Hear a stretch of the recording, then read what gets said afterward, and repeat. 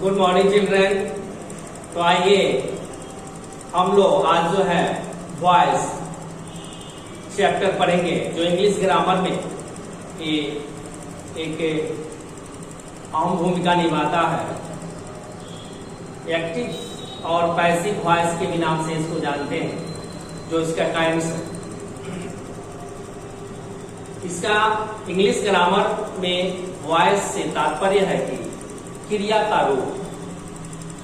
इसका English grammar में voice से जो तात्पर्य है वो है फॉर्म, फॉर्म, क्रिया के रूप से।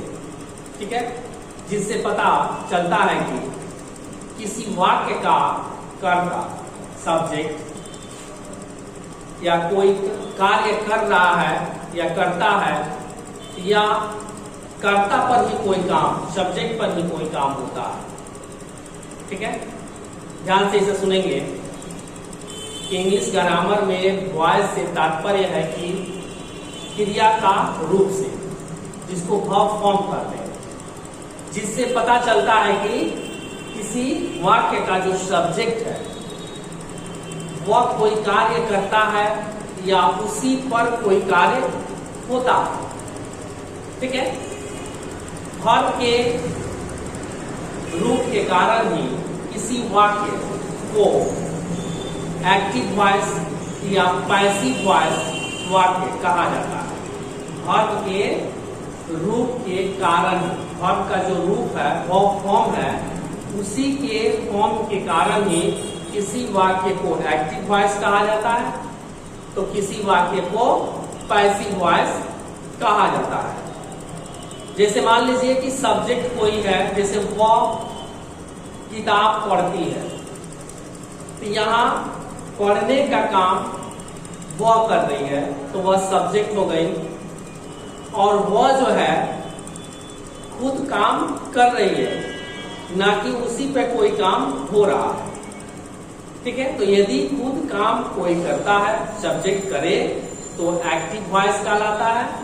यदि सब्जेक्ट कर्ता पर ही कोई काम होता है तो पैसिव वॉइस कहलाता है। जैसे कहते हैं कि वह काम कर रही है, ठीक है, वह काम करती है, ठीक है, या वह पढ़ती है, मोहन बाजार जाता है, बच्चे स्कूल जाते हैं, तो ये सारा काम जो है सब्जेक्ट कर रहा है, it is called a active voice.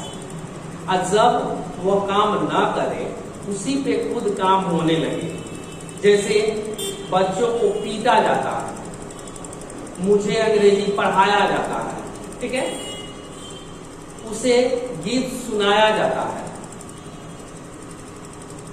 या पत्र लिखा जाता है, इसी पे काम होने लगा, मेरे पे ही काम होने लगा, तो कर्ता जो मैं था अब कर्ता मैं नहीं रह गया, it is called a passive voice. तो इस तरह के वाक्यों को पैसिव वॉइस कहते हैं। तो चलिए थोड़ा सा हम समझते हैं जो हमने लिखाया है परिभाषा। ठीक है ना, इंट्रोडक्शन इसका क्या है, पहले तो जान लेंगे कि वॉइस का हिंदी मीनिंग होता है वाच्य, और इसका इंट्रोडक्शन में है आज जो हमने लिखाया है कि परिभाषा यहाँ लिखाए हैं कि क्रिया के उस परिवर्तन को वाच्य कहते हैं।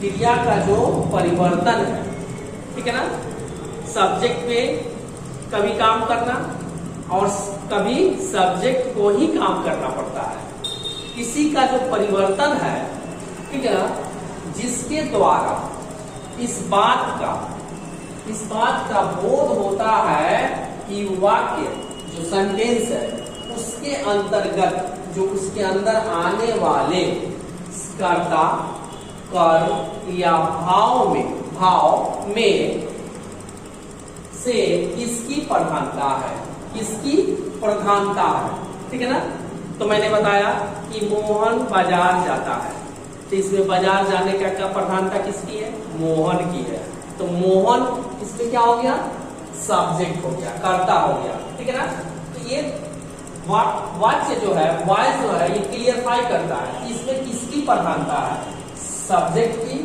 ऑब्जेक्ट की या भाव की। उसमें इन भाव का बोध नहीं हो रहा है, ऐसा यह देखा जाता है। तो वाक्य में जिसकी प्रधानता होगी वही कहलाएगा एक्टिव या पैसिव या इम्प्रेसिव। यदि भाव की प्रधानता होती है तो इम्प्रेसिव, यदि कर्म की प्रधानता होती है तो पैसिव, यदि कर्ता की प्रधानता होती है तो एक्टिव। आगे हम लोग वाक्यों के द्वारा, सेंटेंसेस के द्वारा और भी बेहतरीन तरीका से समझेंगे, ठीक है ना। तो चलिए पहले ये जान लेते हैं कि इसमें क्या रहा, इसका परिभाषा इसे याद कर लेंगे कि क्रिया के उस परिवर्तन को वाच्य कहते हैं जिसके द्वारा इस बात का बोध होता है कि वाक्य के अंतर्गत कर्ता, कर्म या भाव में से किसकी प्रधानता है, उसे हम लोग वॉइस कहते हैं। ओके, कंसेप्ट क्लियर हो रहा है। आगे देखते हैं, ये 3 प्रकार के होते हैं। अभी तक हम लोगों ने पढ़ा एक्टिव, पैसिव, ठीक है ना। इसमें लेकिन कभी कभी इम्प्रेसिव वॉइस भी देता है। हिंदी व्याकरण में ये 3 दिया हुआ है, ठीक है ना। इंग्लिश में हम लोग सामान्य रूप से 2 ही पढ़ते हैं, ठीक है, लेकिन एक इम्प्रेसिव भी हमने इसमें डाला है। इम्प्रेसिव का भी भाव व्यक्त होता है, भाव का इसका प्रधानता वाक्यों में कभी कभी आते हैं, उसके बारे में भी हम लोग देख लेंगे। चलिए, तो ये हमने क्या दिखाया, ये 3 प्रकार के होते हैं। पहला एक्टिव वॉइस, जिसका हिंदी मीनिंग होता है कर्तृवाच्य। ओके, नेक्स्ट है पैसिव, पैसिव वॉइस, कर्मवाच्य। और थर्ड है इम्प्रेसिव वॉइस, भाववाच्य। ओके, क्लियर हो रहा है। यहाँ लिखेंगे, देखेंगे कर्ता एक्टिव, कर्म पैसिव, भाव इम्प्रेसिव। ओके, अब हमने बताया कि जब एक्टिव और पैसिव का डिफरेंसेस समझना हो तो क्या करेंगे, इस वाक्य में देखेंगे कि किसकी प्रधानता हो रही है। जैसे वाक्य के माध्यम से मैंने बताया कि मोहन बाजार जाता है, तो मोहन बाजार जाता है, ठीक है, मोहन बाजार जाता है, तो इसमें सब्जेक्ट मोहन है, ये सब्जेक्ट हो गया, ठीक है। ये जाने का काम कर रहा है, तो इसमें इसकी प्रधानता हो गई, सब्जेक्ट की प्रधानता हो गई। तो सब्जेक्ट की जब प्रधानता हो गई तो इट इज कॉल्ड ए भी एक्टिव वॉइस। ओके, मोहन बाजार जाता है, इसमें मोहन की प्रधानता है, मोहन उस कार्य को कर रहा है, सब्जेक्ट उस कार्य को कर रहा है, ठीक है। लेकिन कभी क्या होता है कि सब्जेक्ट पे ही काम होने लगता है, ठीक है ना, समझ में आ रहा है। जैसे यहां देख लीजिए, मुझे पढ़ाया जाता है, मुझे पढ़ाया जाता है। यहां भी देखिए, ये प्लेस उसी का है, सब्जेक्ट के ही प्लेस पर ये भी है, लेकिन ये पढ़ाना वर्ब है, टीच होता है, तो ये टीच जो है मैं नहीं कर रहा हूं, बल्कि मुझ पर ही हो रहा है। ये टीच का काम मुझ पर ही हो रहा है, समझ में आ रहा है। ये पढ़ाने का काम मुझ पर ही हो रहा है, इसका मतलब मैं उसका प्रधानता मेरी नहीं है, इस सब्जेक्ट की प्रधानता नहीं है, मतलब ये कर्म की प्रधानता है, कर्म पे ही ये कर्म का प्रधानता है। इसमें क्या बन गया, ये पैसिव वॉइस बन गया। जिसके कार्य होते हैं वह सब्जेक्ट के जगह पर रहते हुए भी वो ऑब्जेक्ट कहलाते हैं, वो ऑब्जेक्ट बन जाते हैं, क्योंकि काम कोई और कर रहा है, पढ़ा कोई और रहा है, ठीक है ना। मुझे क्लियर हो रहा है। तो ये रहे इसके इंट्रोडक्शन, ये इंट्रोडक्शन, ये परिचय। इसके बाद से हम लोग एक एक करके जानेंगे कि what is active voice, what is passive voice and how to change active to passive. ये सारे रूल्स के बारे में हम लोग जानेंगे।